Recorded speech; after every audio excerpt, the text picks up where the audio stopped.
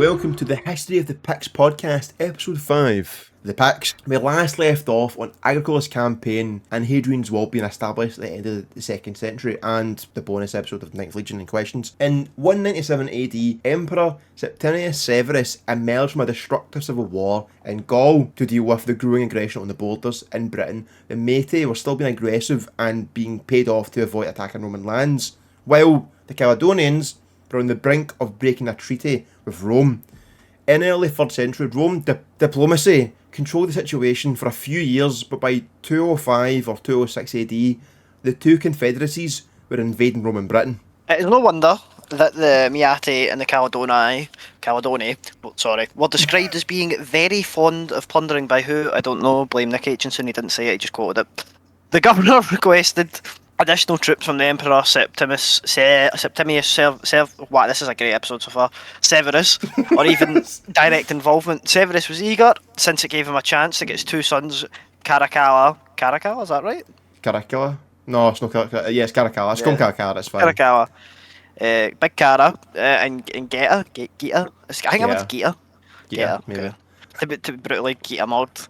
Be moulded into men and not bickering children, and to avoid the degenerate city of Rome, since those two men needed to get along as they were heirs of Rome. The Emperor and his sons arrived. The Emperor and his sons arrived in 208 AD ahead of a large army. The Romans crossed the Fourth Clyde Isthmus and battered the tribes into submission. The Emperor planned to build a huge fortress in Persia, but the Meatai, man, that's a long episode. Just call it Meatai, alright? Just call it Meatai. Rose up again in 210 AD, and Severus was stricken with illness, so Caracalla oversaw the war. However, his brutal tactics evoked the anger of the Caledonian chief. Oh, okay. Argentocoxus, which means silver leg. I'm not saying Coxus out loud. Silver leg, which means silver leg, to join the fight against Rome. The crushing blow to the Romans was the death of the emperor, which elevated Caracalla to the purple. He quickly consolidated the Antonine frontier and made peace with the barbarians, retreating behind the Fourth Clyde Isthmus before hurrying himself back to Rome to consolidate his power, and the massive fortress in Persia was abandoned before it was finished. This would be the last time a general would march towards a Tay, and some interesting factoids about the Meatai was that they were naked warriors and they covered themselves in woad, like someone else in this episode. Me? I'm just... and they used short swords. That's the only interesting thing on them. They also, I suppose, they were naked and had chibs. That's like 4 corners now. It is preserved. Some of the Meatai culture is preserved, and place names Dumyat in Maya, I can't remember, Hill and Stirlingshire. I should probably know that, considering that's not far from here, but I don't really care to know it. I just want to mention quickly, I said Caracalla was elevated to purple, but it was both him and his brother, wasn't it? I think so. It was him and his brother, but Caracalla was legally an adult by this point, and Geta still wasn't, so he was technically the emperor, even though they're both an emperor, just like whole like weird power scale, and it's just, those two brothers are like, and just a nuclear bomb. Just leave them alone. Just after the Severan campaign, the lack of references suggests that it was a rather calm time in Roman Britain, even on the frontier. However, a curious piece of information was from Colchester around 220-230 AD from a man named Locio Veda, who was commemorated on a tombstone. Locio was a Caledonian who was loyal to Rome and almost undoubtedly spoke Latin and was probably literate. He worshipped a Romanised Celtic deity who was possibly god of the north, named Mars Mediocus. The memorial inscription described him as Nepos Theopagene, which means either nephew or grandson of a man called Vepogenus or Gene. Vepogenus. This is a horrific episode. I was about to say this is welcome to episode 4. Episode 4 should be called Tongue Twisters instead. This is all we know of the man, but what it does suggest is that the easing aggression between Rome and Caledonia, or it could just be a random guy who just went to Roman Britain. Also, interesting bit of knowledge comes from Cassius Dio, and it goes over the chatting between the Caledonian chieftain Silver Leg, and Emperor Severin's wife. While the men were discussing the peace terms, Empress Julia Doma spoke quite poor of the loose morals of Caledonian women. In response, the chieftain's wife acknowledged her people's relaxed attitude to female promiscuity, but compared it to the brazen immorality of Roman women, saying the women of Caledonia were right to give themselves openly to the best men, rather than the Roman women do give themselves to the most vilest of Roman men. I don't think the Empress can really judge people because her son is literally Caracalla. Like, killed 20,000 people just so his brother wouldn't be mentioned. And like, it's just... Yeah, so guys, spoiler alert, Caracalla killed Geta, and just like... It was his mum's fault. It was his mum's fault. Yeah. It's incredible. It's like every time you try to do history, something or something, who's still going on about the Romans. We're still and these guys are still... but beyond the wall, we still don't know if the Romans and Northerners were living side by side in harmony, but that still doesn't happen today in Scotland. So, but it does seem to be far less tense as it once was. Hadrian's Wall seemed to be doing its job, and the few Roman outposts beyond the wall just kept a close eye on the natives. But we do have a report from a man called Gildas who claimed the garrison troops were described as Britons on the wall. Sometimes were dragged off the walls by bearded, half-naked Picts using hook spears, but apparently this is actually a modern forgery and it's just taken from a police station in Glasgow. Gildas, from his written record, really despised the Picts and Scots, so take this with a grain of salt. But it's pretty cool since the hook spears were really important for the Scottish Wars of Independence. Spoiler. Nothing ever happens. Nothing ever happens. Nothing ever happens. They use the exact same hook spears in the Scottish War of Independence to do the same thing, pretty much. To get on the walls and here's this one trick sentries don't want you to know. The Romans did send scouts in to gather intel, and then all I can imagine is some Greek guy pretending to be a Caledonian in a tribe just surrounded by extremely white men and women in these horrific bogs. Yeah, naked white women and men, just like really white, like pale, and like some Greek guy going like, "Yo guys, I'm a barbarian." Yo, it's me, Bronze Leg. Yeah, I'm totally. We don't know why he was called Silver Leg, do we? I'm assuming he had a metal leg. That's why. Metal leg? That's a bit crazy. No, I'm lying. I don't know. Why? So, do we know why he was called Silver Leg? Yeah, I just made this up 2 minutes ago. No, he's called but in the pure quote, he's called Silver Leg, but they don't tell you why he's called Silver Leg. They just call him that. This could mean anything. I can't think of why. So unless maybe they had like invented like putting plates into people's legs earlier on, and it was just a lost technology. Maybe he just had like a grey bit of trousers. Like he was only guy who wore trousers, so they called him Silver Legs. Who knows? Maybe he just gets stabbed in the leg by a sword. We don't know. We're not experts, as you can tell from how we try to pronounce the Latin names. And just wait, there's more. With a big time skip to 297 AD, a document known as the Panegyric of Constantius Caesar mentioned two barbarian peoples as troublesome foes of Roman Britain. One of these were the Hiberni, the inhabitants of Ireland. The other was a group whose name hasn't been encountered before, the Picts. Welcome to the Picts podcast. It only took us 4 episodes to get this far. The ancestry was made clear with Roman texts referred to the woods and marshes of the Caledonians and other Picts, so we know that it was Picts. Later in the 360s, again, another big time skip. The soldier and historian Aminius Marcellius stated that the Picts were divided into two peoples: the Diocleodons, dinosaur, and the Viturions. The latter not appearing in Ptolemy's map, but clearly the Caledonians, under a variant name Diocleodons, implies the original confederacy of Agricola's time had now split to two divisions. Amanius mentioned a series of raids into Roman Britain in 364 AD, identifying the Picts as the main aggressors alongside wow, that was nearly a massive time skip.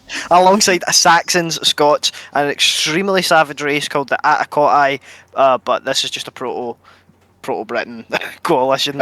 Saxons. That's meant to be a joke I wrote in the script, but just took his gospel. To be fair, I don't get what it's actually meant to mean. I don't get the joke here. I feel stupid. Well, it's the Saxon, Scots, and Oh yeah, bro. it's just Yeah, that's a good one. Yeah. it's just British. Welcome to the history. I'll just shut up, right? I'll stop writing jokes. Welcome to the history of two morons. The Saxons by this point were still based in northern Germany and had no permanent settlements in Britain. The term Scots was used by Amanius and his peers as a broad label for those who spoke Gaelic, regardless of if they lived in Ireland or Britain. It was separated from those who spoke other Celtic languages, which I think is Q. I'm going to not check that because we're in the middle of recording. There's P Celtic and Q Celtic? Q Celtic are the I don't want to say it in case I'm wrong. I'm going to Google it real quick. Yeah, that's what I was going to say. I know we can cut this out. No. Okay, well, the one thing I ask you is, can we cut out me incessantly going, can we cut this out? So, okay, the Britons were P Celtic and the Gaelic, so there's Q Celtic. That's it now, quick. Okay. It separated them from those who spoke other Celtic languages like P Celtic, like the Gauls and the Britons.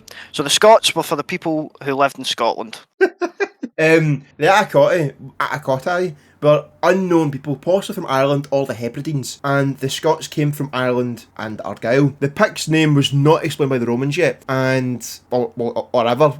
Apparently, the assertion is that the Caledonians and Venturians were the main component for the new nation, suggests that both Dunkeld and later province of Fortriu lay within its territory. Historians have located Fortriu in Strathearn and Menteith, south of the Tay, but newer claims push towards Moray. The Pictish heartland stretched from Perthshire to Moray Firth, but the actual extent was much greater, is the consensus. Now, there are two theories, and I think this one is a little bit outdated for the name of the Picts. It used to be thought that the word Picti is a Latin term meaning painted people or people of the design, but it also is suggested that it was a nickname by the troops on the frontier walls, and there is a secret third option, which I think is currently now the leading theory, is that, and I read this in again, thank you to one of the god emperors of this podcast. But if Tim Clarkson never said it, it's not real, alright? The other deity of this podcast said that it comes from a native word, perhaps, and it may have never. I think it's fake. I think I said this in the first episode or the second episode. Yeah, it's like a fake. All of them, pretty much. Epistemology. The logical inference, anyway, is of the painted people is that they painted or tattooed their bodies. And this is first mentioned among the Britons is that in 54 BC, when some relevant guy, Julius Caesar, writes about them painting themselves, and the native warriors are depicted as naked in the bridge nest distant slab, and Gain Herodian notes that the Caledonian Meati fought naked. I think I mentioned this earlier. Fought naked and covered themselves in wood. Yeah. Actually, you've kind of see that in seeing two paragraphs. I cover that again. Wow. Okay, that's brilliant. Okay. Get your paragraph stole. But they most likely had their own names that we just don't know, since nobody deemed it important to write them down because they were all too busy swimming about in bogs. And that's staying in the podcast. Among the Britons in the 4th century called Picts, Prytaini, or in Old Welsh, Prydain, which was also used to not only the Picts, but the area they controlled too. Since the Picts were also Britons themselves...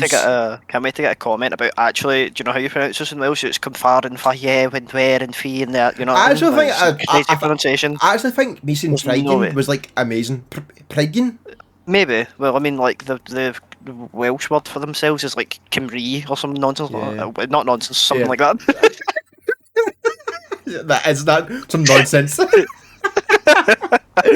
Since the Picts were also Britons themselves, it is possible they had their own name for themselves. I mean, it's possible, yes, they probably had their own name for themselves, but the Britons also adopted the name Britain, so that's what I'm getting at. They might have just copied the name Picts themselves. Prytaini and its variant Britannia were ancient terms that the earliest Greek and Roman travellers used when referring to the people of Britain. Caesar changed the name to Prytaini to Britannia, which if he had not done, we could be living in the United Kingdom of Great Britain, and we could be British. So I thought that was, funny. That's pretty good. Another interesting factoid is that there was the Welsh word, the current Welsh word, Cymru, comes from a really old British word, I want to say Cumbric, like a really old Brittonic word, Cumbrogi. I'm definitely not pronouncing that right, which just means compatriots, countrymen, and this is generally, I think, from what I have read, and don't ask me to quote my sources, is what the Britons thought of. Yeah, it kind of means that. It sort of identifies Britons with Britons. So they were actually proto-communists. Yeah. Anyway, it's actually, this is really off topic, but see, like the first communists were actually from England, and like it's a really weird Christian movement. I'm not getting into it, but we'll keep moving, alright? That's just not a politics podcast. So,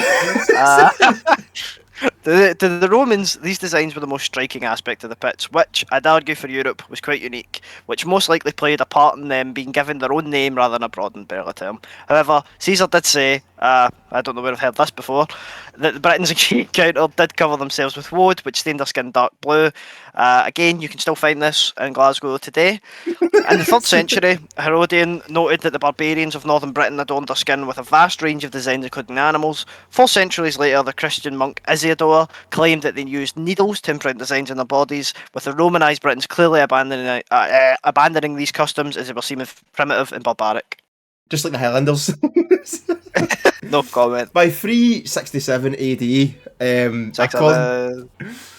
according to Ammianus Marcellius, I don't care about his name, alright? I don't care about it. If it's a Latin name, his name is Marcus. The various barbarian nations' war bands have been plundering and raiding the Romans for many years by this point, and they combined their efforts into one huge, well-planned assault. Such cooperations between these people, including the Irish, Saxons, Franks, Picts, and Atticotti, was completely unexpected by the Romans, and still is today. The barbarian conspiracy, which it was dubbed by Ammianus, its leaders were assisted by men called Arcani or Arena, members of a shadowy... shut up! Ariani? Members of a shadowy Roman organisation operating as spies or agents beyond the frontiers, which no doubt were related to the spy network the Romans had in Scotland. Just like the CIA, modern day CIA. And they aided in the downfall of their own country. It's like bar for bar. They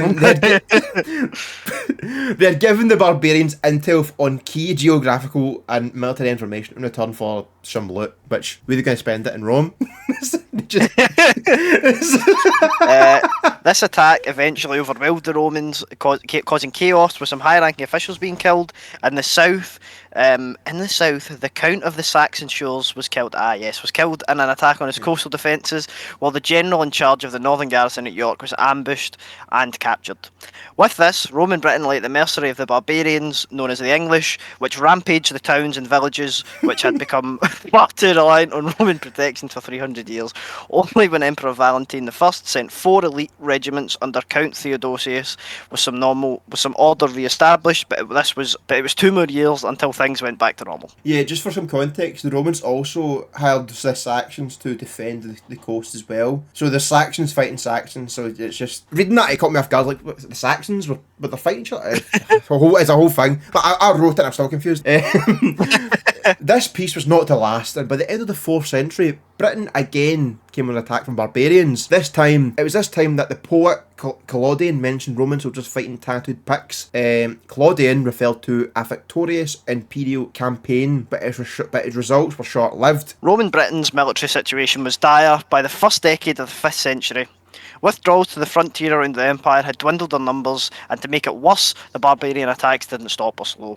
Local leaders formed their own armies to defend themselves. By the year 410 AD, Emperor Honorius told them no assistance would come. This was essentially the end of Roman Britain. The Roman provinces' leaderships below Hadrian's walls quickly disintegrated, and from the ashes of small native patchworks took charge, and by the beginning of the 6th century it evolved into small kingdoms. And this was the time where Saxons began to arrive in Britain after receiving an invitation from the local Southern and Eastern Council of British leaders to settle and help protect them from the Picts and Scots and act as mercenaries. So it is the Scottish people's fault that English people exist. So the Saxons did their job quite well, And after establishing settlements and bringing reinforcements, they just rose in revolt instead and overthrew their employers. The Britons achieved a major victory, however, at an unidentified place called Mount Badon, which led to an unstable truce. It was also around this time the Utes and the Angles also settled in the south and east lands of England today. Today we refer to them as Anglo-Saxons, but they did call themselves English or the English. In the history of Britain,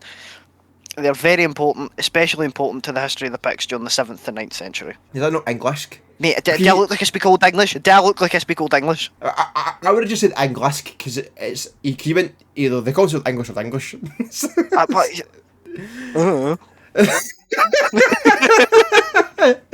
okay.